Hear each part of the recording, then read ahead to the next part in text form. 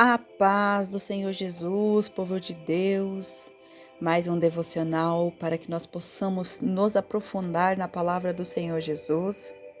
E antes de nós estarmos lendo aqui o devocional do dia de hoje, quero pedir para os amados irmãos estar curtindo este vídeo, compartilhando, para que a palavra do Senhor possa se estender para mais pessoas.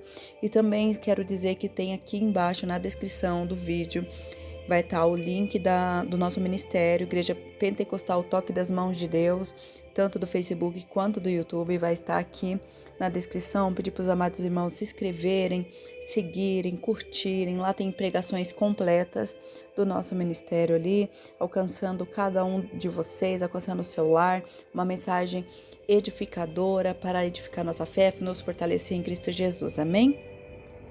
Então vamos ler o título, o tema de hoje então é Quando as coisas parecem feias. Pedro então ficou detido na prisão, mas a igreja orava intensamente a Deus por ele. No livro de Atos, capítulo 12, versículo 5. No capítulo 12 do livro de Atos, as coisas estavam ficando feias para a igreja. Tiago foi executado e Pedro foi preso pelo rei Herodes. Ele seria morto em seguida. Então lemos que a igreja orava intensamente a Deus por ele. Versículo 5. A igreja levou isso a sério e começou a orar. Então Deus enviou um anjo para libertar Pedro na prisão e a história teve um final feliz. E vejam só o que vem depois. No final de Atos, capítulo 12, o rei Herodes, que orquestrou esses eventos, estava dando um grande discurso e o povo começou a gritar: "É voz de Deus e não de homem." Versículo 22. Deus julgou Herodes e lhe tirou a vida ali mesmo.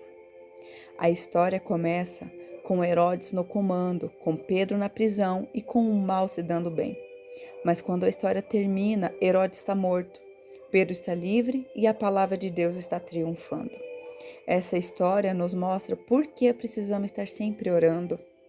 Talvez você esteja vendo as coisas ficando feias agora, ou esteja com uma doença grave, ou esteja enfrentando uma situação difícil no trabalho.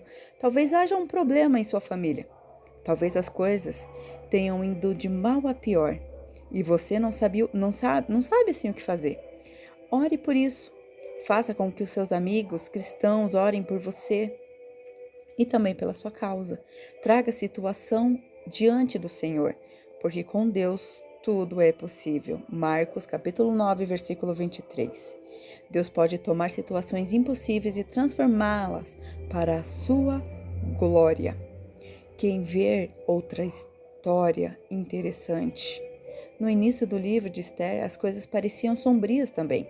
Havia um rei indiferente, um sujeito perverso chamado Amã e uma população judia paralisada pelo medo. Mas o povo orou a Deus, interveio. Deus interveio. Como a história iria terminar? Os judeus foram salvos e Amã literalmente enforcado na sua própria corda. Lembre-se, as coisas só acabam quando terminam. Oração por livramento e por socorro, porque sei que isso se converterá em minha libertação pela vossa oração e pelo socorro do Espírito de Jesus Cristo. Filipenses capítulo 1, versículo 19. Senhor, que a igreja possa orar intensamente a Ti, para que haja Tua intervenção nas situações difíceis. Só assim irá ocorrer a transformação para a Tua glória e livramento de nossos problemas. Assim como foi com Pedro e os judeus no livro de Atos e de Esther, pois com Deus tudo é possível. Reta glória! Com Deus tudo é possível, igreja.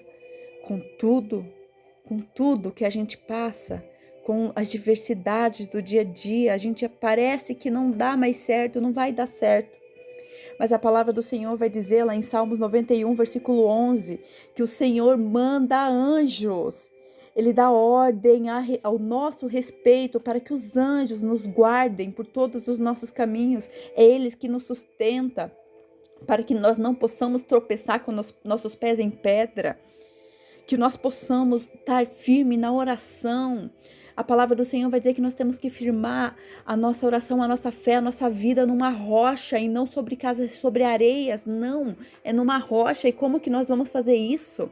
É buscando mais, é aprendendo mais, é se dedicando mais, é orando mais.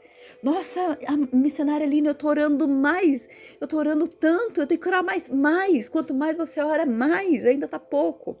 Porque o inimigo fica ao nosso derredor, rugindo como leão, procurando a quem tragar, diz a palavra do Senhor, todos os dias.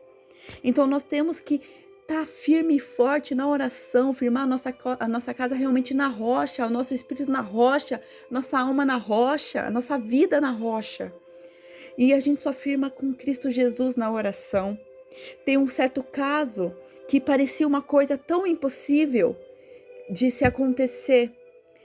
Lá em 2 Reis, capítulo 6, versículo 17 e 20, em uma oração, o profeta Eliseu orou: Senhor, abre os olhos dele para que ele veja. E o Senhor foi lá e abriu os olhos do amado querido irmão que estava junto com Eliseu, que olhou e viu as colinas cheias de cavalos e carros de fogo ao redor de Eliseu, e ali as tropas dos inimigos rodeando a casa para poder atacar Eliseu, e o menino apavorado: meu Deus, o que faremos agora? Mas ele orou, e através de uma oração, nós temos que pedir: Senhor, abre a nossa visão espiritual para que nós vejamos a sua proteção, o seu livramento, o teu cuidado. Porque a palavra do Senhor vai dizer que ele luta dia e noite, ele não dorme, ele não dormita. Diz a palavra do Senhor que ele nos guarda, ele é o guarda de Israel, nos guarda todos os dias, dia e noite. É ele que nos sustenta, é ele que nos guarda, é ele que nos protege. E muitas das vezes o nosso medo, a nossa apreensão, faz com que a gente não vivencie o extraordinário de Deus para a nossa vida.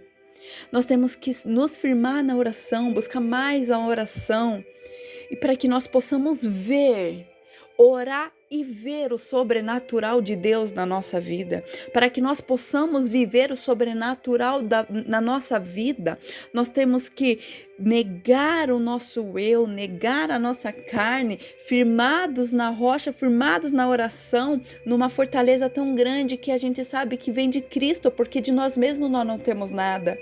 Paulo mesmo vai dizer, né, que o que ele quer fazer ele não faz, mas o que a carne quer, ele faz. Mas é não porque ele quer ser pecador, não. Mas é porque o que a carne pede, né? O nosso espírito está dia e noite brigando com a nossa carne para impedir a gente levantar de madrugada, para orar, para impedir a gente estar buscando da palavra do Senhor. Ao invés de a gente pegar na palavra do Senhor, vou meditar agora, eu vou ler um pouco agora, começa a dar sono, começa a vir um monte de coisa na mente. Daí tem que começar com oração. Senhor, neste momento, Pai, abre, meu Deus, a minha visão espiritual. Eu vou aqui sentar para ler a Tua palavra. Abre a nossa mente para que nós possamos ter o entendimento. Antes mesmo de a gente estar iniciando esse estudo, eu já abro uma oração antes, porque eu creio que Deus vai tocar em cada coração. Eu creio que Deus vai aprofundar cada coração que Ele quer levar até você. Porque cada palavra que o Senhor nos traz não é à toa. Não é à toa, é para que nós possamos cravar no nosso coração e vivenciá-las. E o Senhor quer sempre o melhor de nós. Ele quer sempre que a gente dê o nosso melhor para que a gente possa viver o extraordinário dele, o melhor dele. Ele é aquele Pai zeloso, cuidadoso. O Senhor nosso Deus é um Pai que olha assim e se agrada: meu filho, como estou se agradando de ti. Agora eu vou te mostrar um pouquinho que seja desse extraordinário que tem aqui para você vivenciar, só para você ver um pouquinho, que foi o caso de Eliseu. Ele orou, ele estava rodeado de tropas inimigas, mas ele também viu aos olhos espirituais que também tinha carros e cavaleiros de fogo ao redor da casa, ao redor de Eliseu. E quando os arameus ali desceram na direção de Eliseu, ele orou ao Senhor: fere estes homens de cegueira. Então, assim Deus o feriu. É assim que nós temos que ser. É orar e Deus vai fazer. É ter a convicção de que nossa oração não está no teto, passou para os céus, chegou aos ouvidos do Senhor. Não podemos orar com medo. Não podemos vivenciar o extraordinário de Deus com medo. Pedro estava na prisão, mas não tinha medo. Ele pode até por algum momento ter sentido um medo ali, batido aquele receio, mas entregou, né, a vida ao Senhor. Assim como Sadraque, Mesaque e Abednego na fornalha, quando ali eles estavam na fornalha 7 vezes mais quente. O que aconteceu? Deus enviou o anjo andando sobre a fornalha. E então esse quarto homem andava, o quarto anjo, porque eu creio que ele era algo extraordinário de Deus, que eles falaram: Senhor, eis-me aqui, se for para morrer, amém, se for para viver, amém, mas eu quero viver contigo, quero morrer contigo. É tomar decisão, é tomar posicionamento do que você quer para sua vida hoje, do que você está buscando. Eu tenho temor, o meu problema tá tão grande, tá tão tenebroso que eu não consigo alcançar. Eu não vejo direção. Eu não consigo ver o final do túnel. Mas o Senhor diz pra gente nesse dia que é através dos olhos espirituais, através da tua oração, quando você abrir a tua boca para orar ao Senhor, Ele vai estar ali ao teu lado e você vai vivenciar aquilo. Você vai ver que você não está passando pelo problema sozinho. Você vai ver que você não está passando essa situação sozinho. Meus amados irmãos, que nós possamos orar mais, buscar mais de Deus, porque Ele é o nosso socorro bem presente. Amém? Essa é a palavra que o Senhor deixou no nosso coração no dia de hoje. E se aprofundem na palavra, busquem mais da palavra.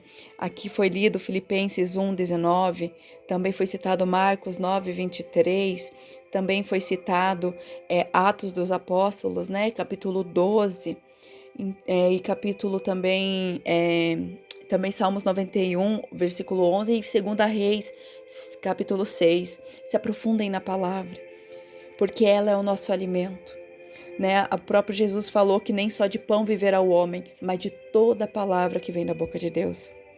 Então que nós possamos se aprofundar cada vez mais e se alimentar e alimentar o nosso espírito todos os dias, porque ele tem fome e sede também de nós entregarmos um banquete, que é a palavra. Amém? Fiquem todos com a paz do Senhor Jesus.